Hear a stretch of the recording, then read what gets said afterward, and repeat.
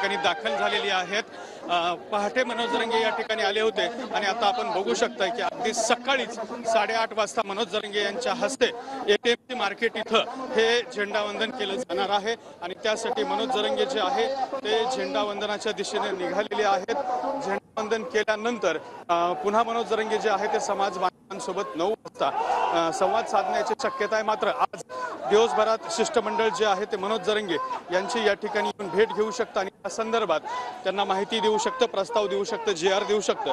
मात्र सध्या जर आपण बघितलं तर 26 जानेवारी प्रजासत्ताक दिनाच्या निमित्ताने या ठिकाणी मनोज जरंगे यांच्या हस्ते ध्वजारोहणाला सुरुवात झालेली आहे। एपीएमसी मार्केटचं जे मुख्य कार्यालय आहे त्या मुख्य कार्यालयाच्या समोर असलेल्या मैदानामध्ये या ठिकाणी मनोज जरंगे यांच्या हस्ते हे ध्वजारोहण केलं जात आहे। यावेळेला त्यांच्यासोबत माजलगाव इथले या बाजार समितीचे सभापती डक हे सुद्धा आहेत आणि मनोज जरंगे यांच्या हस्ते हे ध्वजारोहण जे आहे ते होत असताना आपल्याला पाहायला मिळतं आहे।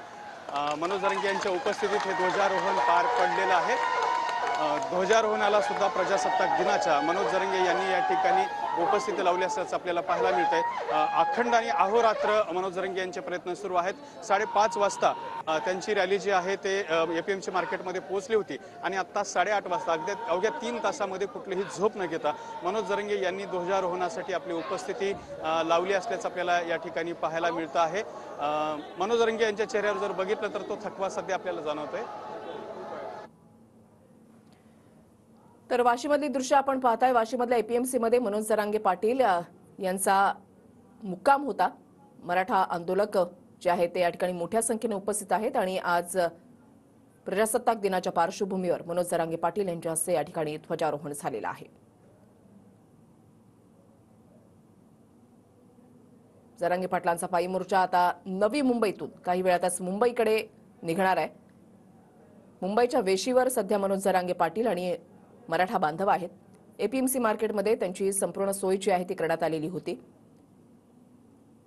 पहाटे ज्यावेळेला पनवेलमध्ये मनोज जरांगे पाटील हे पोहोचले त्यावेळेला त्या ठिकाणी सुद्धा त्यांचं जंगी स्वागत करण्यात आलं। फुलांचा वर्षाव त्यांच्यावर करण्यात आला।